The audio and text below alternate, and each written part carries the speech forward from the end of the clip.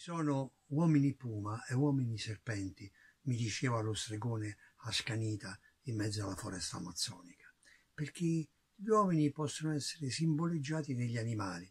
Io ho pensato esattamente come facevano i greci, come facevano i latini, Fedro, Esopo, e quindi tutto il mondo è un paese, la cultura è dovunque. E, continuava lo stregone, non sono pericolosi quelli che strisciano o quelli che predano. I migliori di tutti chiaramente sono coloro che volano e sono gli esseri umani che possiamo simboleggiare con gli uccelli, ma i più pericolosi sono gli uomini scimmia, sono come le scimmie che stanno sospese fra la terra e il cielo, pensano di essere uccelli e invece sono animali terrestri. Ecco, mi è venuta in mente questa leggenda, questa parabola, diciamola così, dello stregone,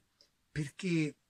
in realtà noi adesso abbiamo assistito negli Oscar al trionfo degli uccelli, cioè nel senso delizioso e meraviglioso che la storia che vince, la storia di Roma, il film che ha trionfato, che ha preso 40 premi, oltre all'Oscar per il miglior film, il migliore regia, il miglior tutto, è in fondo la storia di un uccellino. È la storia di un uccellino, di questa piccola domestica sperduta città del Messico che fa questo piccolo lavoro e che però è piena di amore, è piena di attenzione e viene tartassata, vilipesa, però anche amata, viene anche cercata ed è questa piccola umile storia che dovrebbe raccontare tutta la grande storia. Ora il film è fatto molto bene, secondo me ci sono degli snobismi eccessivi, cioè è girato in bianco e nero e secondo me è una forma di snobismo, è soltanto in spagnolo, addirittura quasi in dialetto messicano, e anche questa secondo me è una forma di snobismo, perché una delle regole migliori dell'arte è quella di comunicare. Ora se io faccio un film chiuso in una lingua, girato nella maniera che è tanto suggestiva ma che in realtà può penalizzare la diffusione del film, io comunico di meno e di conseguenza se non ci fosse esaltazione della critica e soprattutto se non ci fosse Netflix alle spalle di Cuarón, forse questo grande successo, tutti questi grandi premi non li avrebbe presi, anche perché, parliamoci chiaro, non è che voglio sembrare nazionalista, ma il neorealismo italiano sa quante storie come questa ci ha raccontato, da Quattro passi sull'Aurora a Umberto D. Quindi noi siamo maestri del neorealismo e Cuarón che viene fuori con il neorealismo messicano ci fa tenerezza, ci fa piacere, è un omaggio bello, ma insomma questo capolavoro assoluto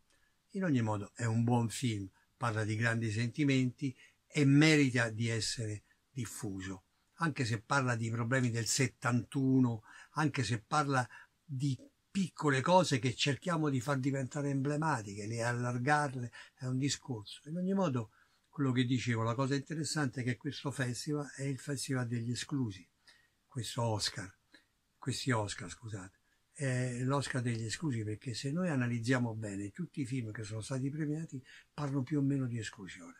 Persino Bohemian Rhapsody, con lo straordinario Malek che fa Fred Mercury, in realtà è uno escluso per l'omosessualità, perché è straniero, perché deve essere inserito e con coraggio, con forza, con decisione riesce a trionfare. La Favorita, che cos'è? È questa storia ambientata nell'Inghilterra del 1600-700, che cosa accade? Che la parente povera, la quale riesce ad arrivare a corte, è esclusa da tutto e piano piano riesce a guadagnare il favore della regina e ottenere un ruolo e un posto disprezzando e mettendo sotto gli altri. Tra l'altro nel film colei che interpreta la regina, Olivia Colman, prende l'Oscar per l'interpretazione e anche A Star is Born, è nata una stella, in realtà che si parla sempre della cantante, va bene, che è una piccola dilettante senza arte né parte, che però viene scoperta e viene valorizzata finché diventa una grande stella. E persino Green Book, la storia del pianista di colore con uno straordinario, secondo me, Viggo Mortensen, è di nuovo la storia di un escluso, anzi addirittura la storia di due esclusi, uno perché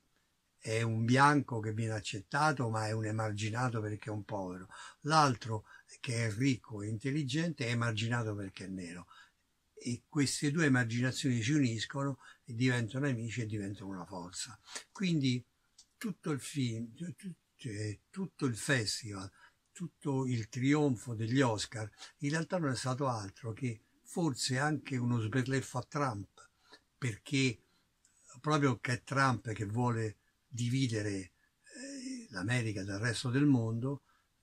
questi Oscar hanno dimostrato invece che il resto del mondo è importante e che deve essere incluso. Al di là del messaggio politico sul quale uno può essere o non d'accordo, la cosa importante è che la qualità dei film è una qualità rilevante e quindi ben venga ogni volta che c'è da mandare avanti un'idea di qualunque tipo sia all'interno di un fatto democratico, è molto importante che questa idea venga supportata da uno slancio d'arte, da una forza ideale e da un coraggio, cosa che si è verificata in questi Oscar e di cui io sono molto contento. Grazie.